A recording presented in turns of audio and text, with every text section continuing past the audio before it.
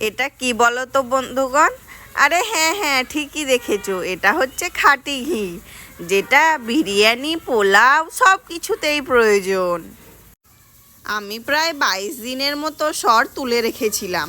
তারপর সেটাকে ফেটিয়ে নিয়ে মাখন বানিয়ে তারপর ঘি বানাচ্ছি। আমি কিন্তু বাইরের ঘি খুব একটা কিনি না।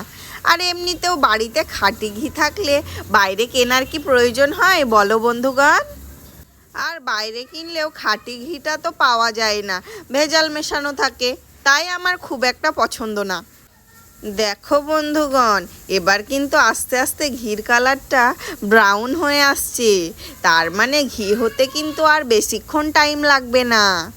এখানে কিন্তু আমার আধা কিলোর থেকে একটুখানি বেশি ঘি হয়েছে।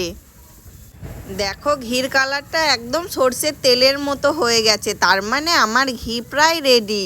তো আমার মতো কে কে এইভাবে ঘি বানাও অবশ্যই কমেন্ট করে জানাবে। আর তোমরাও কদিনে সর জমিয়ে এভাবে ঘি বানাও অবশ্যই কমেন্ট করে জানাবে।